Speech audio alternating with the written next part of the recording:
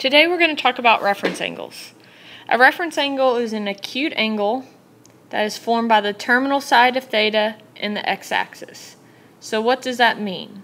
Alright, I have an xy axis right here. Let's say I have an angle in the second quadrant. So I'm going to go ahead and draw an angle that's in the second quadrant. So that's my theta. The reference angle is going to be formed by the terminal side. So first, the terminal side's right here. That's where the angle stops. And then it's also formed with the x-axis. So the angle that is between those two lines is the reference angle. So in this case, the reference angle is going to be this small angle, and we're going to call that theta sub r. That's the symbol we're going to use for reference angles, theta sub r. Alright, now that we know what reference angles are, how do we find reference angle? It depends on what quadrant your original theta is in. So let's first take a look at quadrant 1. If my theta is in quadrant 1, it's already an acute angle. So that means that my reference angle is just going to be theta. There's no work involved. Now, if your theta is in quadrant 2, so that means it's between 90 and 180, in order to find the reference angles, we're going to have to use this formula, which says 180 minus theta. And if we're in radians, it will simply be pi minus theta. Alright, now we're going to go ahead and move on to the third and fourth quadrant. So we have an angle that's in quadrant 3. So it's down here in quadrant 3. In order to find the reference angle, instead of saying 180 minus theta, we're going to use theta minus 180. And if it's in radians, we're going to use theta minus pi. Now for the fourth quadrant, so it's down here in the fourth quadrant, in order to find the reference angle, we're going to say 360 minus theta or 2 pi minus theta if we're in radians. Now that we know our rules for each quadrant, it's going to be important that we find a positive coterminal angle if a given angle is negative. So if theta is negative, we have to find a positive coterminal angle first before we can use our rules. And then second, if our given angle is greater than 360 or 2 pi, we're also going to have to find a positive coterminal angle. Alright, let's look at some examples. Before we get to the first example, let's take a look at our xy axis.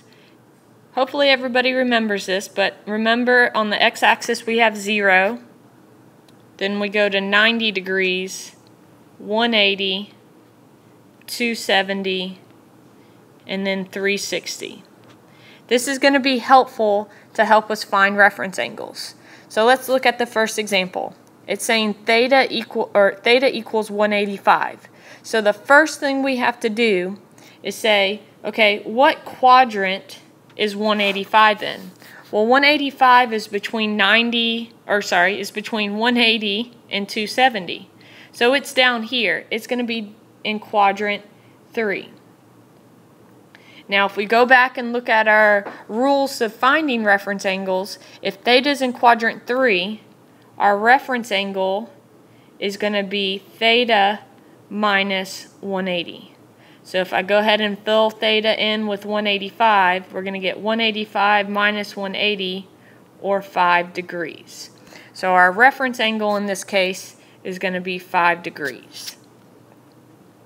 So go ahead, let's go look at example 2.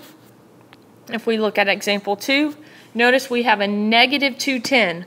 One of our rules was if we had a negative angle, we had to find a positive coterminal angle.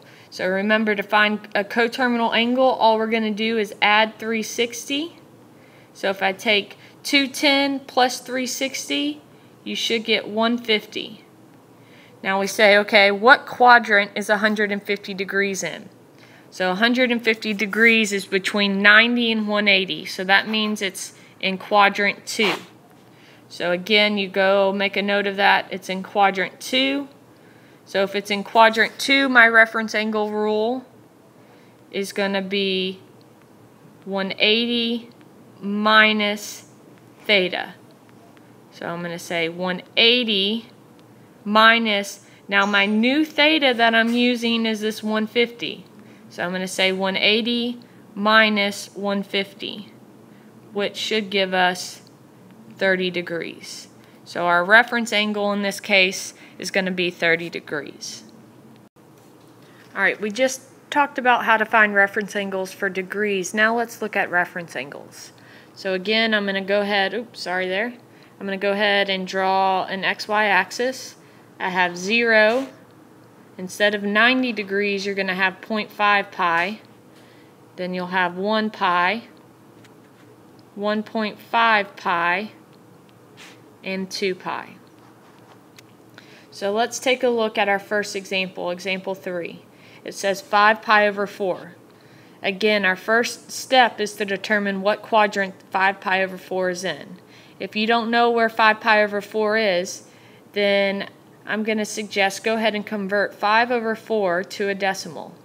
So 5 divided by 4 is going to be 1.25 pi. So where's 1.25 pi going to be? Well, it's between 1 and 1.5, so that means it's going to be down here in quadrant 3. So I'm going to make a note of that. That 5 pi over 4 is in quadrant 3.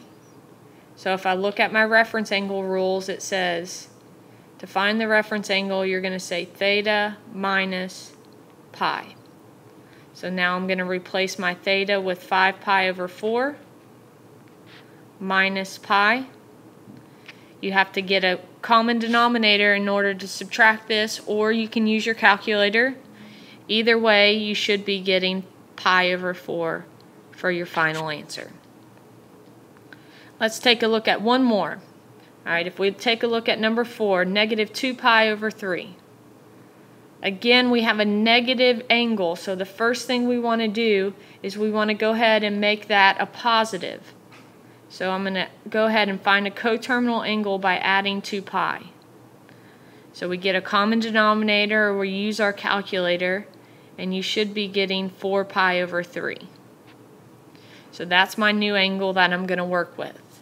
Again, if you do not know where 4 pi over 3 is, we're going to go ahead and convert 4 over 3 to a decimal. And if we enter that in, you should get 1.3 repeating, which I'm just going to write as 1.33 pi. So if we take a look at our quadrants, 1.33 is going to be again between 1 and 1.5, so it's down here in quadrant 3.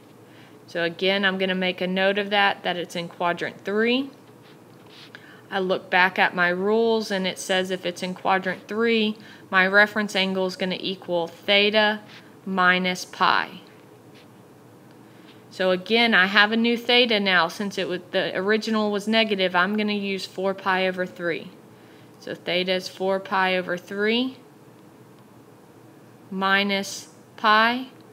Again, you have to get a common denominator or use your calculator to subtract. So you should end up getting pi over 3. Just to kind of recap what we have done, we've learned how to find reference angles. Our first step is always going to be to determine what quadrant theta is in. Once we determine what quadrant theta is in, you're simply going to use the correct rule. Once we use our rule, that should be our reference angle.